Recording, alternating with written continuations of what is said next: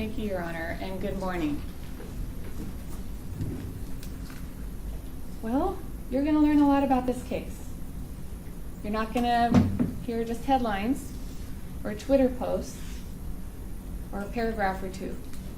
We're going to go into a deep dive in this case. And the plaintiff here, just as a reminder, is the estate of Summer Taylor and Summer's family. The defendant, as is abundantly clear, is the state of Washington.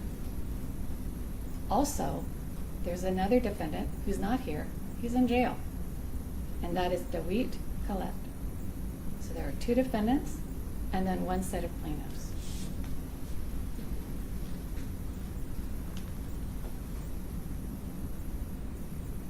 I promise you, and I hate to say I promise you, but I will promise you, that by the end of this case, your understanding of what happened here will be upside down from what you're thinking right now. Let's begin.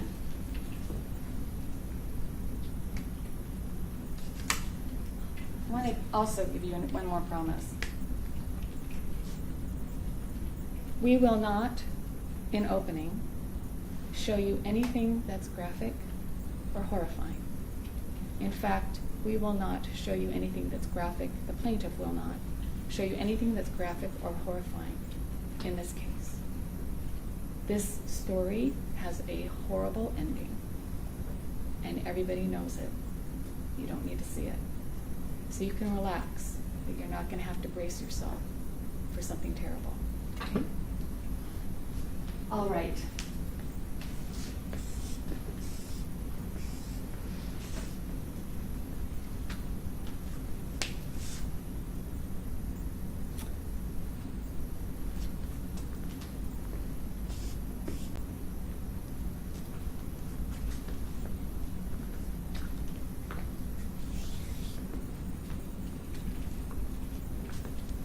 Tic-tac-toe.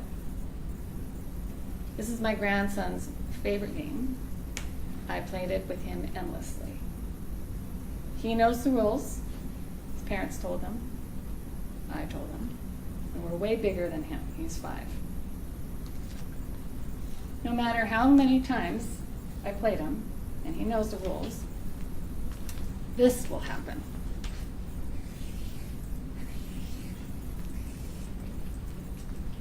He believes that you can just keep going and not have to wait for the other person, or we'll do this and add more lines. Now he's just 5, so all I have to do is say, Liam, no, can't do it that way. Gotta go do it the other way. This isn't gonna count. You lost. And then he'll say, because he's caught, and he goes back, and we just go back to the regular tic-tac-toe. But other times, I decide, well, this is pretty interesting. Let's try it this way. And we use his rules. So, number one. The number one point about this case is that the government changed the rules. They changed the rules. They changed the rules. Now, the rules had already been changed, and the definitive date is going to be June 15th, and I'll walk you through it. But there were complaints from the public that the government had changed the rules. And so the chief of the WSP, Ms. Martin's boss, issued a press release to kind of appease the public and explain to the public why the rules had been changed. And it's not showing up. It went black.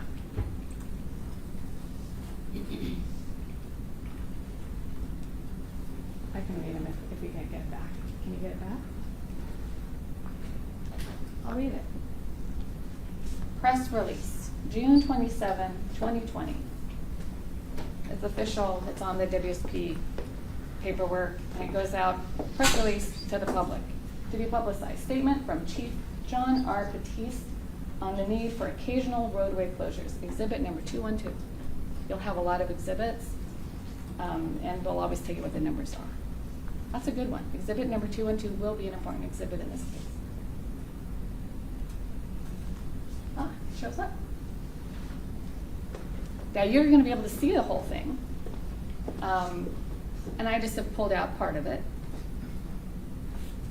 We also understand and share the shock of the events. He's explaining again to the public why they're going to be inconvenienced by diversions. We understand and share the shock of the events in Minneapolis that have generated so much rightful indignation across our country and have demanded that we in law enforcement make careful and authentic assessments of our police tactics and relationships with communities of color. That's a compassionate statement. It's also one that probably caused some division in law enforcement. But the chief of WSP announced that they were going to make these changes because George Floyd was murdered and the nation was in shock and mourning and protest. He continues, in this unique environment of prolonged and daily protests, our responsibility to keep people safe extends to those who might be endangered by protests on the roadway, as well as those who peacefully use the freeway for making public statements.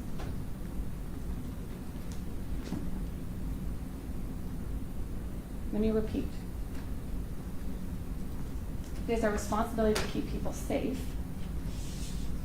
including those who peacefully use the freeway for making public statements. The rules were changed because the freeway was converted from a zone where traffic went back and forth to a protest zone, and that decision was made by the state.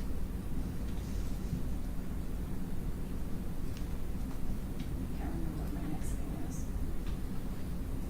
Oh, wait. So,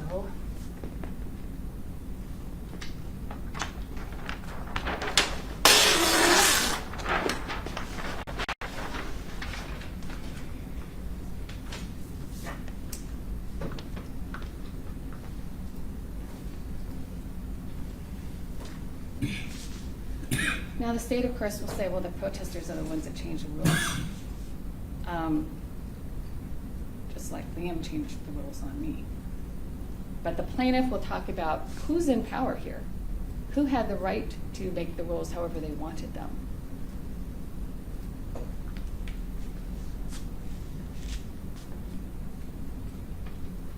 This collision occurred at 1:36-ish a.m. on July 4th.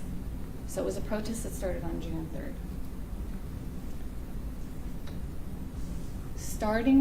July 3rd. Starting on June 16th,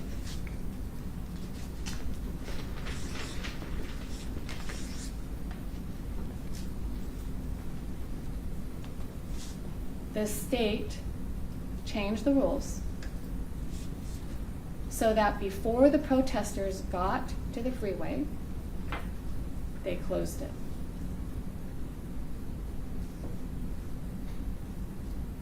They pre-closed the freeway so the protesters could be on it safely.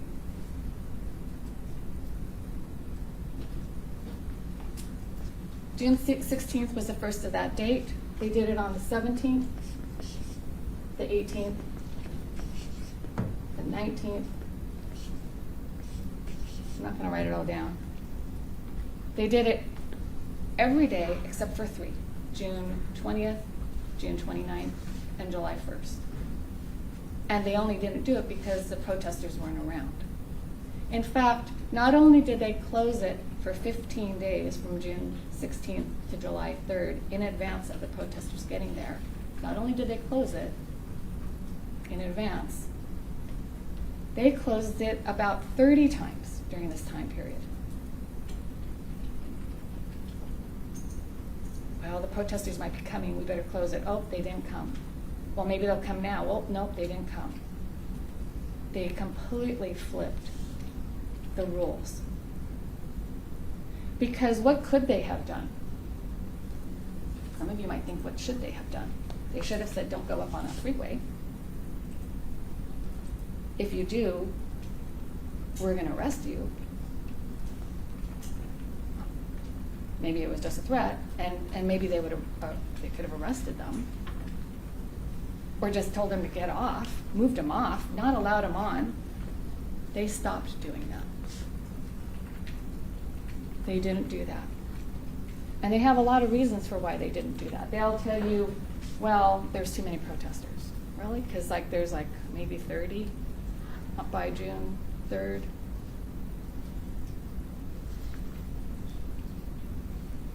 They will tell you, well, it was COVID, and the prosecutors weren't going to charge them, and the jails wouldn't accept them, so you just didn't even tell them to get off the freeway. A lot of excuses here. They changed the rules.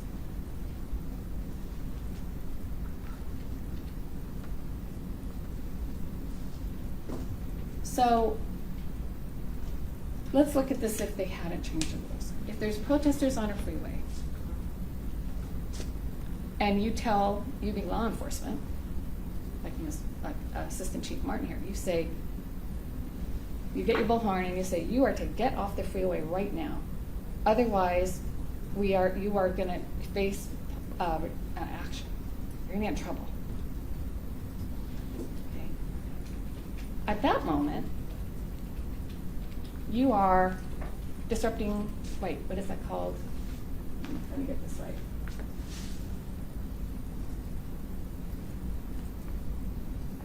I forgot the name of that verse.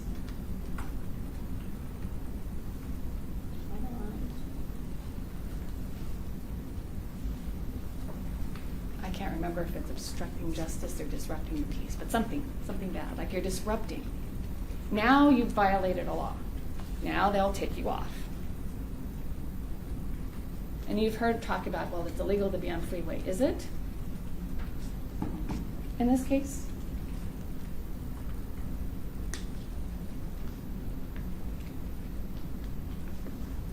All right. So they change the rule. Now, how do they change the rule, physically? What do they do to do this? Well, there's two agencies. There's State Patrol and there's DOT, which is the Department of Transportation for State of Washington. They work together to do this. And you'll see maps and all this stuff later.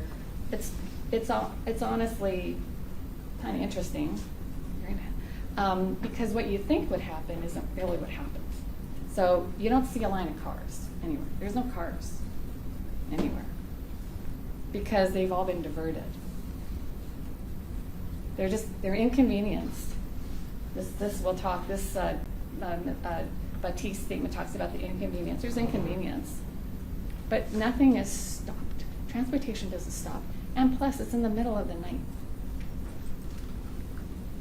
So they route them off of and around and create a bubble so that the protesters could be there. Let's look a little bit at the next one. Here's an example of how it happens. So this is exhibit number 2 and 4. It'll be talked about in the trial. I've just pulled out a couple things to just point to your attention. It's not on the screen.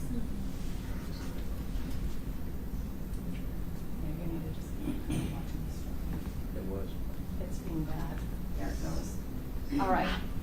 Sorry, Mom. All right. So here we are, Monday the 29th. So It's now. no longer there. It's, I'm sorry. it doesn't matter. I'm just going to read it.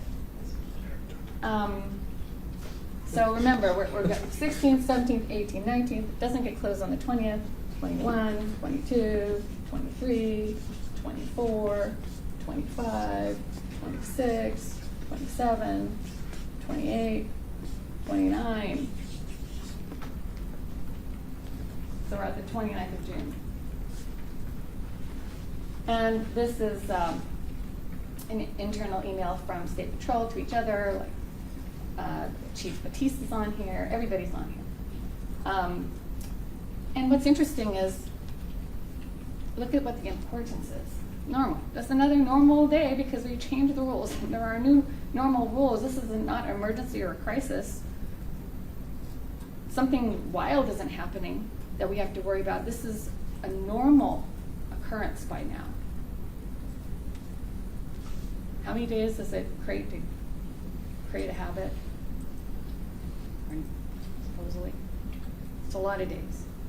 So their habit now is that this is normal, and here's what it closed. So the freeway closed at 22:20, which is 10:20 p.m., in anticipation of them, the protesters, reaching the freeway. And protesters entered it at 22:53. So they closed it at 22:20, and the protesters got there at 22:53 because they were stopping repeatedly along the route. Lieutenant Elmore will provide a summary of events after the freeway reopens. The group again has a support vehicle with them on the freeway. We'll talk about that. And Captain Ron Mead signs off. So these are just internal emails. In fact, this email is written just a couple minutes after the protesters arrived on the freeway. Wait for that one.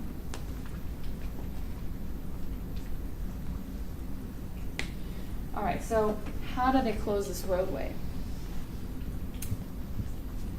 Good question. So the state has the resources to close the freeway. They do it all the time. In fact, this weekend, anybody in Seattle knows that they close the freeway, and they reroute people.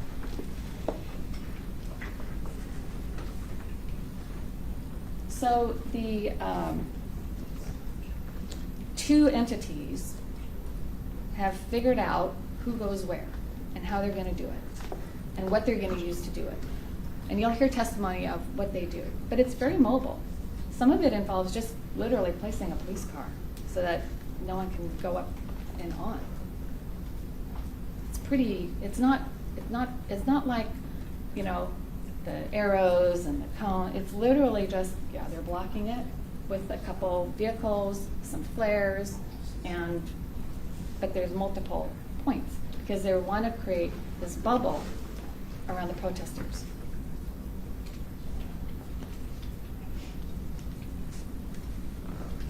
So what they don't close off, they close off everything except for the off-ramp. They don't close off off-ramp. In fact, in this case, what we're looking at is the Stewart Street off-ramp. And we'll show you maps and it'll be more clear to you now. They've had a lot of time to figure this out. They've done it a lot of times. They have civil engineers. They have incredibly, well-versed people on how to create a safety bubble on a freeway. And they don't close off the off-ramps. And you might be thinking, well, that's because you're not supposed to go up an off-ramp, which you're not.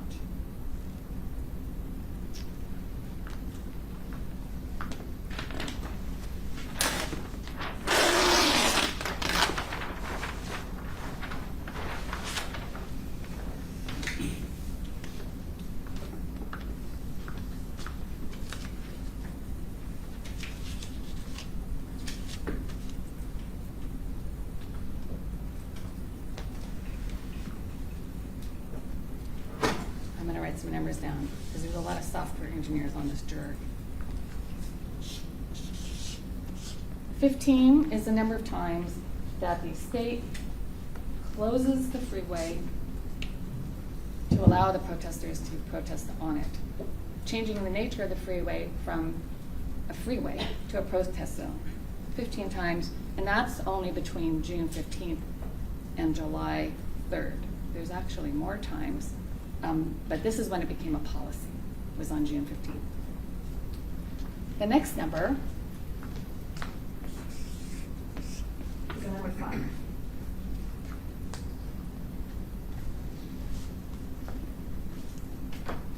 So a lot of what we talk about in negligence law is foreseeability. Was it foreseeable? If it was foreseeable, should it have been protected against? Did you fall below a standard of care? These are questions that you will be asked about constantly through this to think about. The number 5 is interesting.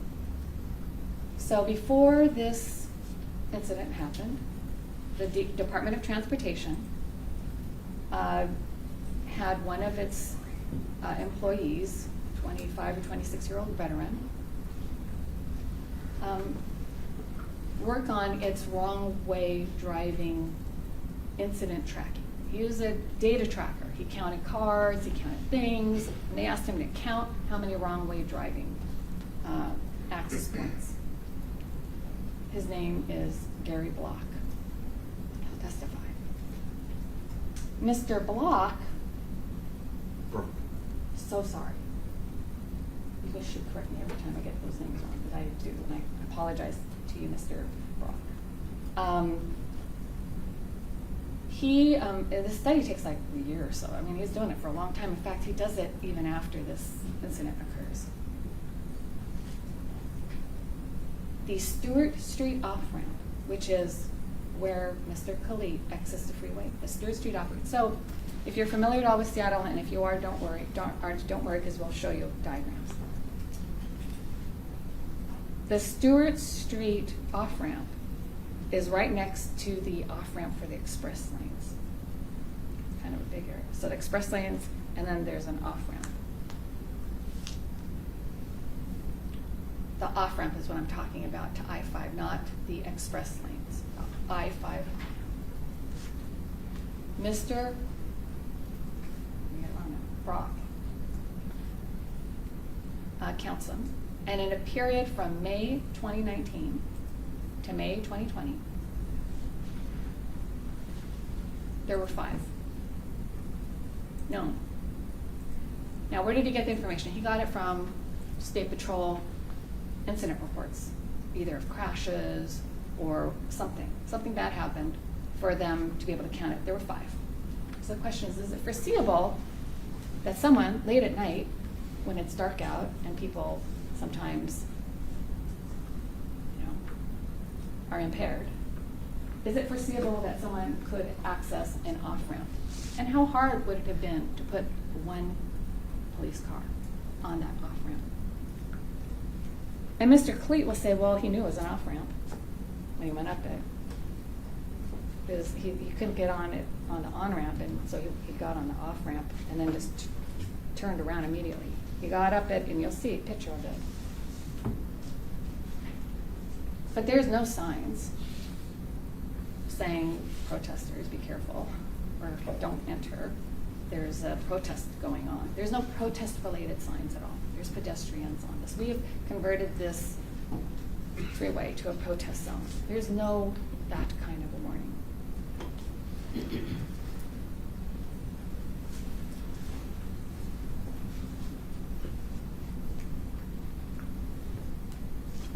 So closed, full closure does not occur. But the state has announced to the public, to the protesters, that they have closed the freeway to the protesters. And so then you have to put your foreseeability hat on the protesters. If the state told them that the freeway was closed, why should they think it wasn't? It doesn't closed meaning closed.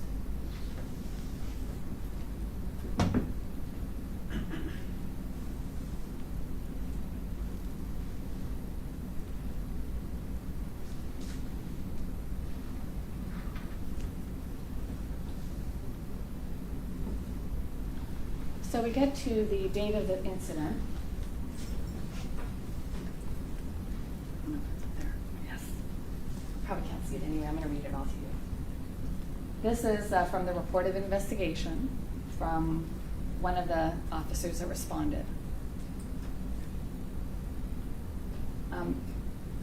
But this is talking about what led up to it, the part that I pulled out for you. So at approximately 23:52 hours, so that's 11:52 p.m., then Lieutenant, now Assistant Chief Martin, ordered I-5 to be closed due to protesters approaching the freeway. Okay. So the rules were changed. The road was not closed because the protesters were on the freeway. The road was closed because protesters were approaching. At approximately 11:58 hours, so just before midnight, the northbound lanes were closed. Troopers assisted state DOT in closing and securing the northbound lanes at multiple locations. What this means, if you were a drone looking down, you would see no traffic at all on the freeway for I think it's 2 miles. There's no traffic. There's also no police or DOT on the freeway. They're up. There's an overpass and they're up there looking at the protesters. That's where the police are. And a couple of them are in their cars at the off-ramps and the point of the closure of the freeway. So this is the timeline. The impact with Kelete occurs at 1:36 a.m. So an hour and a little over half from the time that it was closed, supposedly. Now here's the next issue. Again, we're going back to foreseeability, and this is a picture that I'm going to show you from that night. It is pre.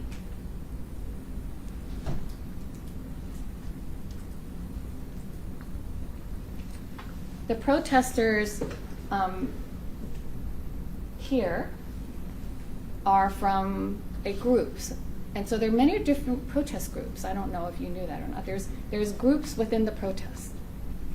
This group was called the Black Femmes, Femmes. The Black Femmes group also had an alter ego, which was the everyday protests. They protested almost every day. They had a little route that they walked and protested from. This is an entirely peaceful, it's off again, Mo. This is an entirely peaceful, it's off. It just keeps coming back.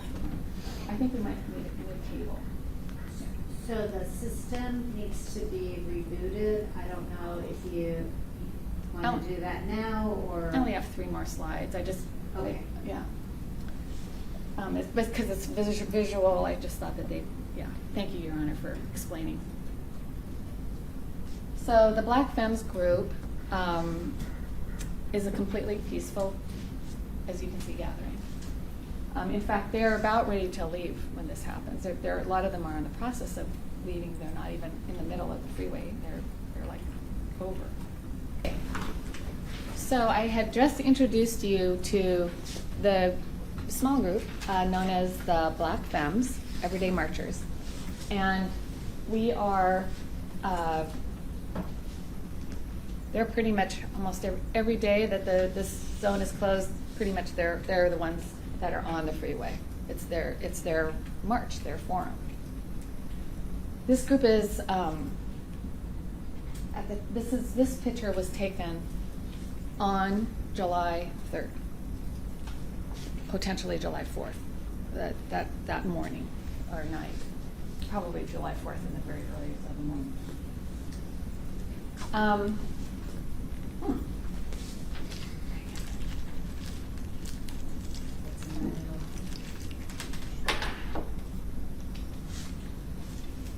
There we go. All right, so this person here with the Black Lives Matter t-shirt is Summer Taylor.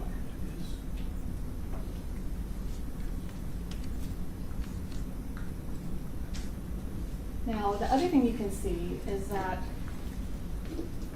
you cannot see any traffic backed up because there was none to be seen. The closest that they would have been about 2 miles away before they were exiting the detour routes.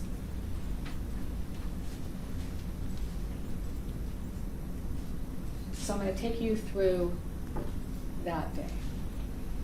You'll hear from some of the people that were there, and I'm going to just give you a little introduction of who those people are. I think you'll hear from 2 of them today. So the group had done their march. They started in Capitol Hill by Cal Anderson Park, and then they march, and they end up over to this area near Stewart Street. And they had a little incident where an off-duty officer had, I can't remember if they had gone into the protesters, but it was an incident that was discombobulating to the protesters. It was a brushing with a vehicle, but all ended well. And from there, they were just steps away from going up to the freeway. So there was a big police response there because of the motor vehicle and the protesters. And the protesters walked unimpeded into their regular protest zone, created courtesy of the state of Washington. I think, not 100% sure, I think this is Maryland. Right? I think it is. Maryland will testify later this week, another protester. So Maryland is there for the whole protest. Cal Anderson goes down and goes on the freeway. There's that kind of scary incident that happened with the car, and then the protesters get on the freeway. Summer texts Maryland and says, "Do you need more bodies?" Which is a common volunteer activity of the protesters at the time. Do you need more bodies here? Do you need more bodies here? And Maryland says, yes. Summer is a veterinarian technician, I think I got that right, on Capitol Hill. And has a full-time job there as a vet tech, all through the protest, but also protesting. So Summer comes down to join the group. Maryland estimates it's like 30 to 45 minutes or so after the group reached the freeway. So we're now solidly into July 4th, and probably, around somewhere between 12:30 and 1 o'clock, Summer is going to arrive there. When Summer arrives there, this is what is there. There's people there, and there's no traffic, and they are disruption protesting because there's no one to see them with their signs other than the police that are standing up on them. This is a disruption protest. Well, they don't look very disruptive because what are they doing? I found out what they were doing, and you're going to hear from what they were doing. You're going to hear what they were doing from an observer named Omari Salisbury. He is a journalist from Converge Media, a company that he also co-owns, and he had been covering the Capitol Hill protests since day one. He never had been on the freeway before, but he knew all the leaders of this group, or I don't want to call them leaders, but the different people that were part of this group. This was not a normal group that Summer Taylor marched with.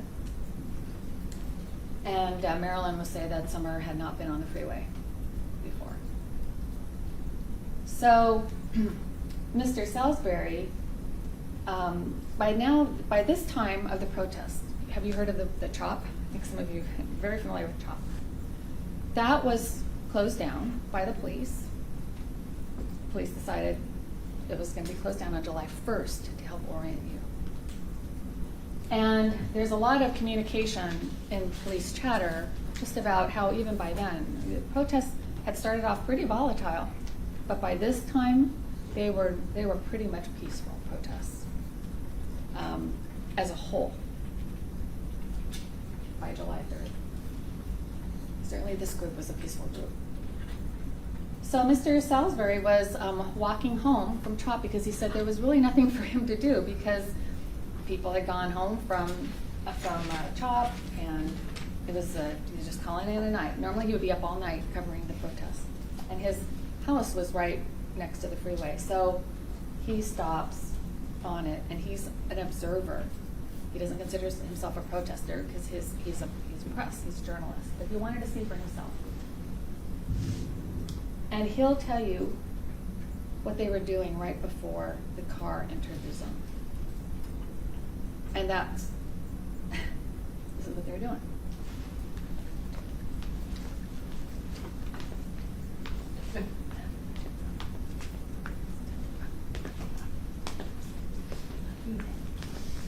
Called Cupid Shuffle.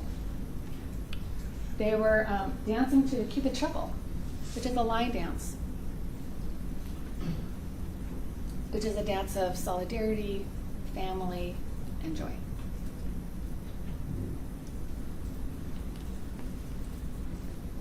So there's a legal question that you'll be answering at the end of the case.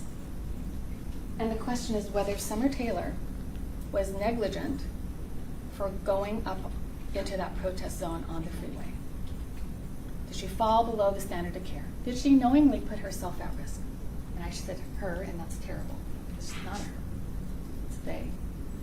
And please do not, if you're mad at me, do not get mad at the Taylors because I'm sure they're horrified that I just did that. I apologize.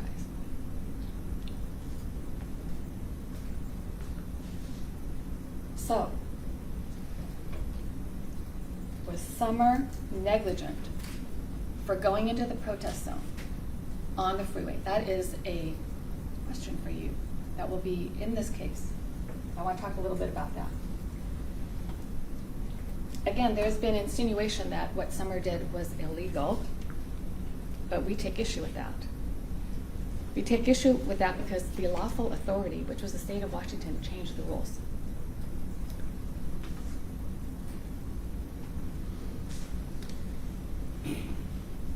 And you know, there's some things that are illegal that still you'd have to think, were you negligent for attending? For example, my old law office was down right off Myrtle Edwards Park, which was famous because every year for like almost 3 decades, we had the nation's biggest hemp fest. We were the original hemp fest, the biggest hemp fest. The police didn't arrest people for smoking dope and selling paraphernalia. In fact, they participated and gave speeches. They called it a protestival. Was it negligent for people to go to Hemp Fest because it was illegal to smoke marijuana here at one time? And we have this thing called the First Amendment. All of this goes into the equation. It's really easy to look at things and say, well, you shouldn't be on the freeway. That's illegal. In a vacuum. And then look at it, well, you have the First Amendment right to protest, with which the chief recognized, and we're going to facilitate that, and we're going to close the roads for you. Now are you going in, are you walking into an illegal zone? Was Summer Taylor at fault under those circumstances? Plaintiff says no. The second risk that the state will say is, okay, take away the illegal part. They walked onto a freeway. They put their life at risk because cars go on freeways, okay? Under normal circumstances, I think we'd all agree with that. I don't know if you've been unfortunate to see people trying to cross a freeway. It's not good when cars are going fast. It's completely different when you've told the protesters that you're going to close the freeway for them. You do, in fact, close the freeway for them, but you leave part of it open. So the question is, was Summer Taylor negligent for not realizing that the state had left part of the freeway open?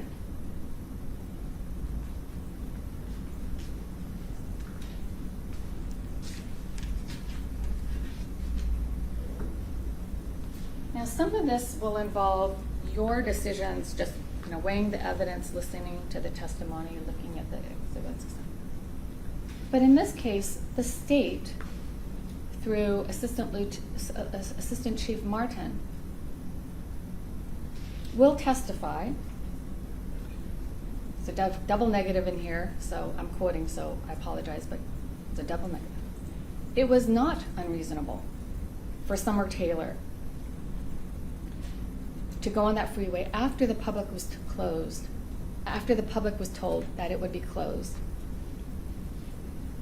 and after, in fact, it was closed for 15 days before Summer Taylor went on it. It was not unreasonable.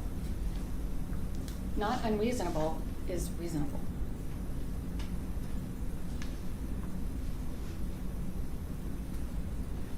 So the safety bubble is pierced, and we're going to move forward. So the protesters are doing this. There is no violence from them whatsoever in any fashion. Now, to the extent the state's going to talk about violent protests, that is what we call a red herring. There is no violence here whatsoever from the protesters. This is the one photo I'm going to show you of things other than Summer that were involved in the crash. This is a surveillance video from a building or street sign, I can't remember which. So what I told you previously was that there's two off-ramps. This off-ramp is the, sorry, make sure you can hear me. This off-ramp is from the express lanes, this one here. This off-ramp is Stewart Street from I-5. Okay. This vehicle going up this off-ramp is Mr. Kelete, who's in jail, and whose negligence has already been established. That's a done deal. Now, when you see this vehicle going up here, what don't you see?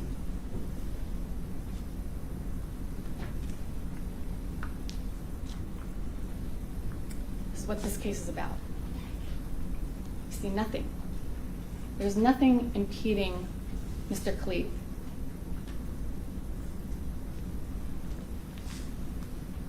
After the collision, an officer went to go photograph the route that Mr. Kelete went to go up there. They did a major investigation.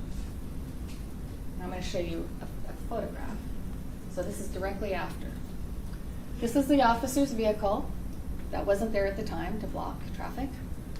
And this is what he's taking pictures of to show you, because what happens is Mr.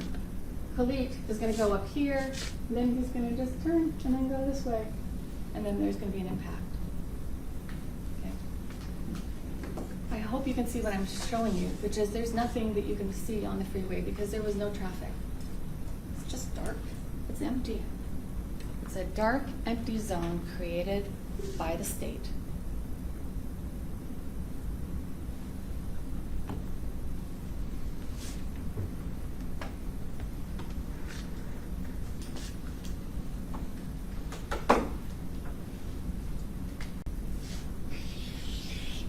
Zero. Zero is the number of vehicles, of cones, of flares, of anything trying to block off the Stewart Street off-ramp that the state knew had been accessed at least 5 times with bad results in the year before.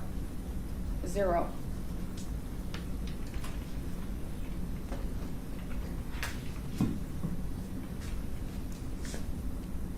This case is about whose fault it is. But it's also about damages. It's a 2-pronged process. And you will hear evidence from different people about different things. And we don't always get people right, in logical order, like this one should go first, because people have things like one person you're going to hear, we thought they could testify live, they're in Africa. So sometimes things are out of order, but you'll be able, it's not going to be a terribly long trial, so you'll be able to kind of figure out where they go. But damage is one of them. So for example, when the Taylors testify, they were not there. They don't know anything about what happened or why. They're going to be talking about what happened to them. What was the damage that was done on a human level? So this case is about a government and protesters and human beings all the way around. With respect to damages, one more number. Summer Taylor was 24 years old. I'm not going to really tell you anything else because I want you to hear about Summer from their family, and I want you to meet their family just by meeting them at the same time. I'm not going to give you a preview. This was a terrible tragedy that was preventable. The negligence here is shared by Mr. Kelete and the state of Washington. The protesters should not be blamed. Thank you. All right, jurors, I'm going to give you an opportunity to stand and stretch. Anyone else in the courtroom who would like to stand and stretch, please do so. And while that is happening, I'll ask Mr. Puz to get set up for the state's opening. Thank you, Your Honor.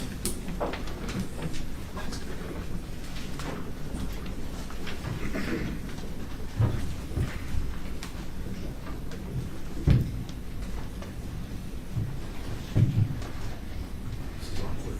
Yeah, Nobody watch. feel free to put the podium wherever you'd like. Thank you, Your Honor. All right, jurors, when you're comfortable, please be seated.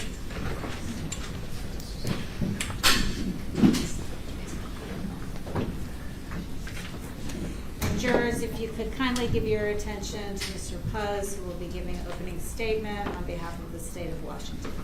Good morning again. When you don't ask the question, when you make no effort to investigate, it's easy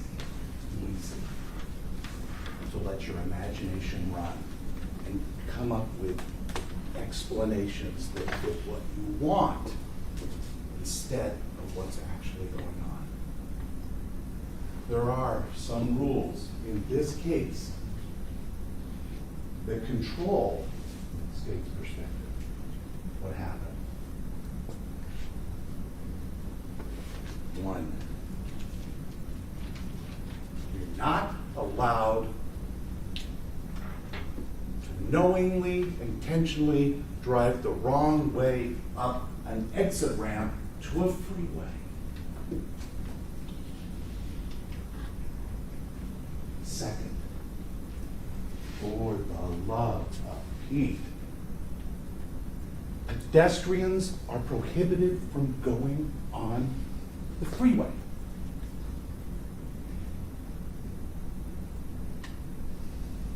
It's difficult for me to believe that I need to say that out loud. But here we are, and I am going to say it out loud, and you're going to hear that from a whole lot of witnesses in this case. You know, it's okay, it's completely okay, appropriate, to honor people who protested the brutal murder of George Floyd by Minneapolis police. And for those who continue to fight against institutional injustice, systemic racism, and discrimination. But it's also appropriate, and you're gonna hear witness talk about that a line be drawn. It's not okay for anybody to act recklessly and dangerously and illegally and put people at risk. Yep. And that's what happened here. Mr. Kelete intentionally drove the wrong way up an exit ramp. He was convicted of vehicular homicide for killing Miss Taylor. Excuse me. It's undisputed that Miss Taylor was on the freeway. State's perspective, illegal. But for those illegal acts, those parties, this crash never happens. And at the conclusion of this trial, the conclusion of all of the evidence, I'm going to come back in front of you. I'm going to ask you to return a verdict that finds Mr. Kelete and Miss Taylor solely responsible for this crash. Okay, I'm getting ahead of myself. Let's talk about this matter. In truth, the story that led to an incredibly tragic ending in Mr. Kelete's vehicular homicide began on June 15th of 2020. It was on that day the protesters walked into live traffic on I-5. Now, you're going to hear from a lot of witnesses, both from the state and actually from the plaintiffs. Experts are going to tell you what you already know. It's incredibly dangerous for anybody to walk into traffic on I-5. I-5 is a limited access highway, technical term. That means, for the rest of us, and what you're going to learn, is that it's limited to motorized vehicles. It's a high-speed highway, yeah, speed limit 60 miles an hour. Well, why is that important? As you will hear and learn, cars traveling 60 miles an hour, that is 88 feet every second, just shy of 30 yards. Meaning that every 3.4 seconds, a car going 60 miles an hour covers the entire length of the Seahawks football field. Plaintiff's own accident reconstruction expert, Mr. Harbitson, will tell you that a driver's typical perception reaction time, how long it takes a driver to notice the problem, the hazard in front of them, come up with a plan of what they're going to do, and start to execute it, is 1.5 to 1.6 seconds. And what that means is that even after somebody notices a problem or a hazard on the road, a danger on the road, they're going to travel between 132 and 140 more feet going 60 miles an hour before they even start to put on a brake. And what you're going to learn, it's going to take another maybe 150 feet or more for them to actually bring their car to a stop. So what does this mean? Well, it means it's darn hard to avoid somebody who suddenly appears on the roadway improperly, yeah? That's what it means. And as Mr. Kelete's own incident here, his own collision showed, even for somebody going slower than 60 miles an hour, it's difficult to stop. And the risk is dramatic. A vehicle pedestrian accident happened here. There's a high incident of death in a pedestrian. That wasn't the only risk. It wasn't the only risk that happened when people walked on the I-5 into traffic. Again, agreed to by experts from both sides, from witnesses from both sides. The danger wasn't just to the pedestrians. The pedestrians, protesters who walked onto I-5 put the men, women, and children driving in cars on I-5 in danger of their lives. And you're going to hear that again from both sides. Why is that? Because truth of the matter is that when unexpected things show up in the roadway, people don't always react well. Yeah? And the risk is, the danger is, that they're going to cause other ancillary secondary accidents amongst themselves as they're trying to avoid protesters. People from both sides. Moreover, those are the people that can actually see the protesters. The other fear is the people who are further behind that can't see them, that are all of a sudden confronting stop inexplicably, right? Stop traffic, causing accidents. You know,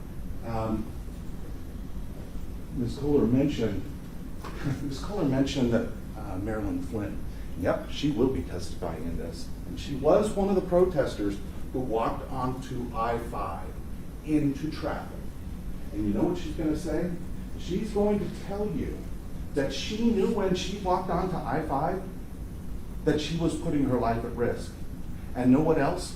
She's going to testify that she knew when she walked onto I-5, she knew she was putting the people in the cars on I-5 that she was endangering their lives. She knew that. And she did it anyway. It's important to understand this because it's important to understand what the risk is that we're talking about. Now, Ms. Flynn will also share that not only was she present and walked into traffic on I-5, but she was also there on July 3rd. And she was following the same leaders, protest leaders, that took them and led them onto I-5 into traffic are the same folks that were leading them onto the freeway on July 3rd and 4th, the night of Mr. Flynn's crash. So that's the risk that we're talking about. Now you're actually going to see a dash cam video from Trooper Freiberger, Tyler Freiberger. And he's the one who responded to the protesters who walked onto the freeway on June 15th. And what you're going to see him get out of his car, walk over to the protesters, and direct them to leave the freeway, which they don't. To cajole them to leave the freeway, which they don't do until they're ready. And the whole time, what Trooper Freiberger is going to say is what he was most concerned with is the semi-truck behind them, who was all of a sudden perhaps coming to an immediate stop, and the risk of a secondary crash. But you know what else is going to be shown on that video? As they finally left the freeway, this is important, the protesters yelled to the State Patrol, "We're going to do this every day. We're going to do this every day until our demands are met." Well, that caused a little bit of a dilemma for the State Patrol. You know, their typical standard practice when pedestrians illegally walk onto a highway is to arrest them. Just exactly because they're not only putting themselves at risk, but they're endangering the lives of the motorists on the freeway. That's the standard practice. 2020 was not. It was different in a lot of respects. First of all, it was the pandemic. An invisible, dangerous, life-threatening virus, highly contagious, and at that point, nobody really had a strong understanding as to how best to protect against it. There were no vaccines. As it pertains to this case, the State Patrol was put on notice that the King County Jail would not accept, because of COVID, would not accept anybody arrested for walking onto the freeway. Well, that took one of the primary tools right out of the state patrol's control, right? If there is no place to actually take people who are arrested, then all you're doing is engaging physically arresting people, only to release them. Now, one of the things you also heard is exactly right. In especially the early days of the protests, there was a lot of violence, and there was a lot of violence directed to officers. Guess what? These protests, these George Floyd protests, were directed in large part, for the most part, towards law enforcement. Some of the damage, they set police cars on fire. Officers were injured.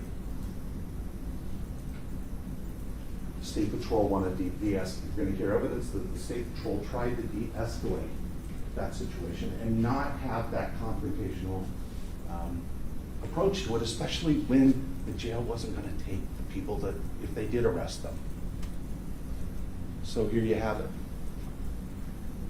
The State Patrol was faced with a quandary.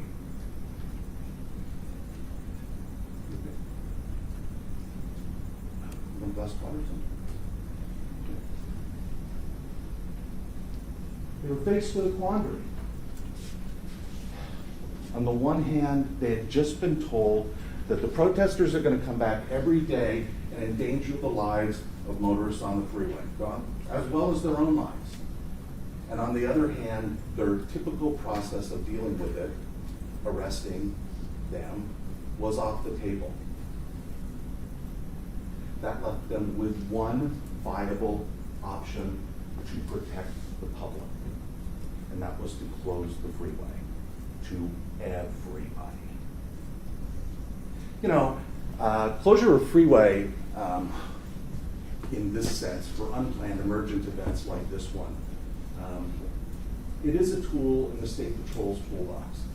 And you see it when either there's a natural emergency or a man-made emergency, yeah? I mean, a natural emergency is when ice will cover the road and make the road impassable. Fog, also. Another instance where the freeway will be closed because a section of it is impassable due to some natural disaster emergency. Man-made is an accident. Or in this case, protesters illegally walking onto the freeway. And when that happens, they close the freeway. Now the freeway, looking at how the closure and how they closed the freeway here was exactly how they close it for every incident that takes place. Number one, they close the main line. The idea there is to close it back to where there are other freeway junctions. Why? So people don't get caught, right? So people don't get caught and stop traffic when they close the freeway. They want to be able to funnel them off. And the other piece of that is they want to funnel them off to other freeways rather than onto the surface streets of the cities that those streets really aren't designed for the high volume of freeway traffic.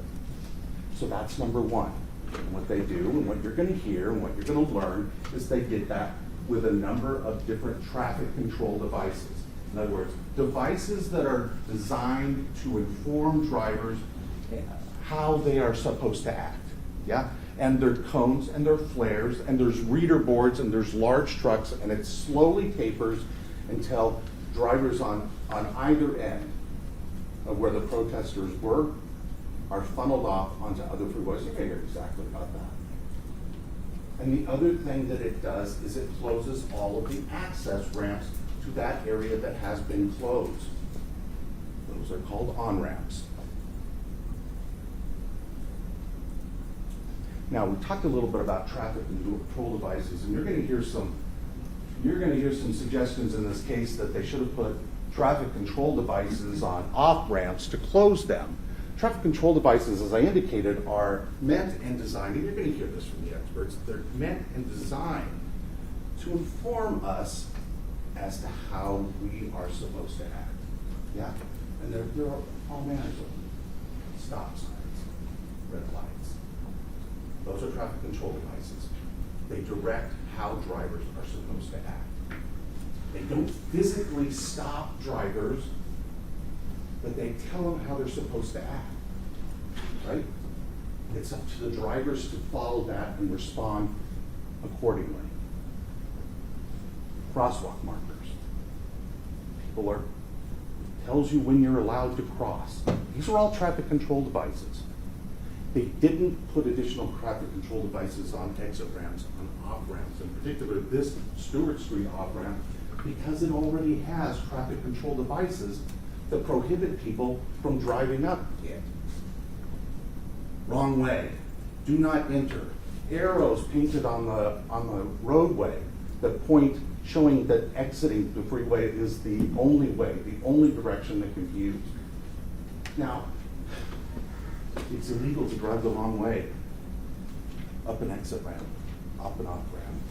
I think we all know that. I think we all know that. It brings us to Dawit Kelete. Yeah, he's been found negligent, but you're going to hear testimony about what he did, because you're going to have to weigh and determine the extent of his negligence in this case. And both parties are going to offer evidence on that. Although truthfully, most of that evidence is going to come directly from Mr. Kelete, who's either going to appear here via Zoom from prison, or his deposition is going to be shown because his deposition was taken in prison while he's in prison. Now, Mr. Kelete,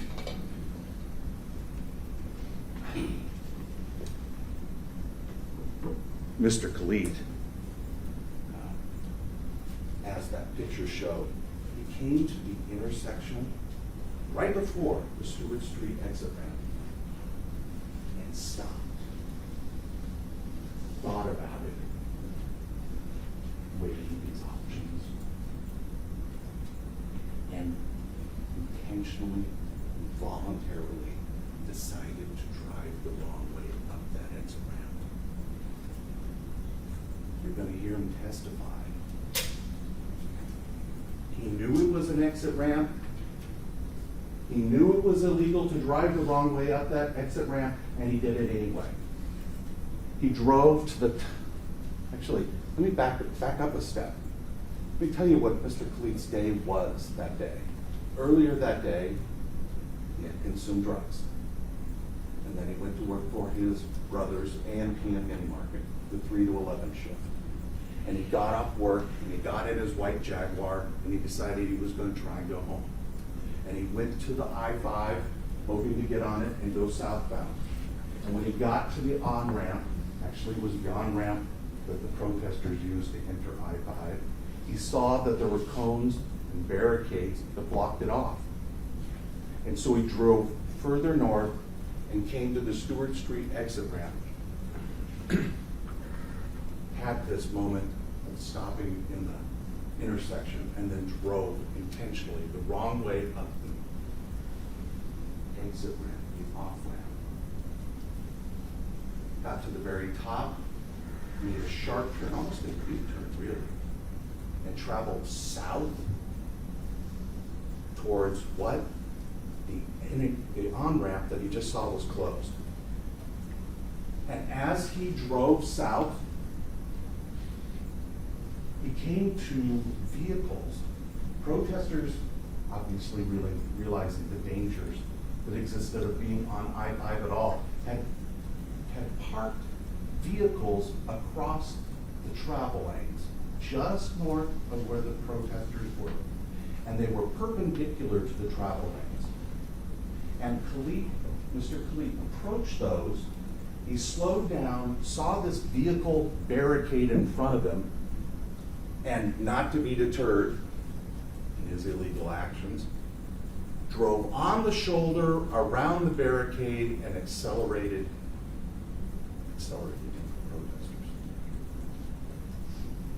He was caught, he was arrested, and he pled guilty to vehicular homicide for the killing of Miss Taylor.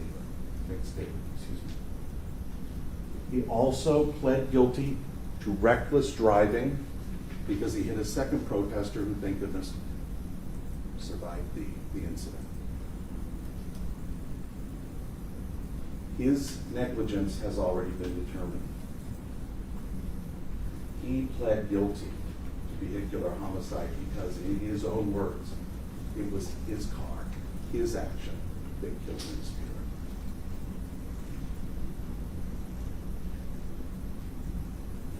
Every action the state took in this was reasonable, followed normal, ordinary practices,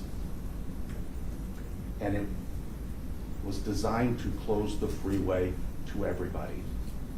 You know, and there is not a time ever, when the state patrol closes I-5, the main line of I-5, and it's okay for people to walk onto it.